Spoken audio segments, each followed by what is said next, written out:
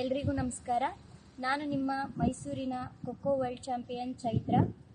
ಮೈಸೂರು ನಗರ ಅರಮನೆಗಳ ನಗರ, ಸಾಂಸ್ಕೃತಿಕ ನಗರ ಹಾಗೆ ಪಾರಂಪರಿಕ ನಗರ ಎಂದು ತುಂಬಾ ಹೆಸರುವಾಸಿ ಪಡ್ಕೊಂಡಿದೆ. ಅದೇ ರೀತಿ 2016ರಲ್ಲಿ ಇದು ಸ್ವಚ್ಛತೆಯ ನಗರ ಎಂದು ಭಾರತದಲ್ಲೇ ನಂಬರ್ 1 ಸ್ಥಾನವನ್ನು ಪಡೆದುಕೊಂಡಿತ್ತು. ಈಗ ಕಳೆದ ವರ್ಷ ಇದು 27ನೇ ಸ್ಥಾನಕ್ಕೆ ಇಳಿದಿದೆ. ಇದು ಕೇವಲ ಒಬ್ಬರಿಬ್ಬರಿಂದ ಮಾತ್ರ ಮೈಸೂರು ಸ್ವಚ್ಛತೆ ನಗರಿ ಎಂದು ಪಡ್ಕೊಳ್ಳೋಕ್ಕೆ ಸಾಧ್ಯ ಆಗಲ್ಲ.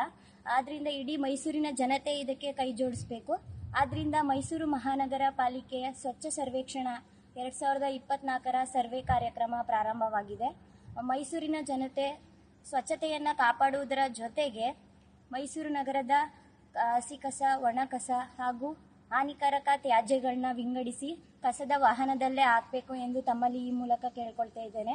ಹಾಗೆ ಮೈಸೂರು ಸ್ವಚ್ಛತೆಯ ಬಗ್ಗೆ ಉತ್ತಮ ಪ್ರತಿಕ್ರಿಯೆ ನೀಡಬೇಕೆಂದು ತಮ್ಮಲ್ಲಿ ಈ ಮೂಲಕ ಕೇಳ್ಕೊಳ್ತಾ ಇದ್ದೇನೆ. ನಮ್ಮ ಮೈಸೂರು ನಮ್ಮ ಹೆಮ್ಮೆ. ಧನ್ಯವಾದಗಳು.